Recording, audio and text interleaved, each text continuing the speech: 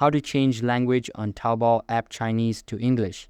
Hey guys, in this tutorial, I'll show you how to change the language on the Taobao app from Chinese to English. It's super simple, so stick with me till the end and let's get right into it. First, open your Taobao app and make sure you're already logged into your account.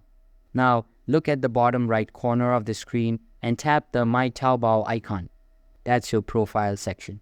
Once you're there, tap on the settings icon in the top right corner. Now, here's where it might get tricky if you don't understand Chinese. What you can do is take a screenshot of this screen and open it. Use Translate's image tool to translate the text. Just tap the translate icon and it will show you what each menu option means. Once you've identified the section for region and language, tap on it. Here, you'll first be asked to select your region, so go ahead and choose your country. Don't forget to use the Translate tool, this helps a lot. Next, you'll be shown a list of available languages.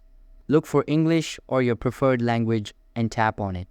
Now just confirm your selection and the language of the app will update. Some parts of the app may still appear in Chinese, but most of the interface should now be much easier to navigate. And that's it. You've successfully changed the language on the Taobao app. If this helped you out, don't forget to like, share, and subscribe for more helpful tips.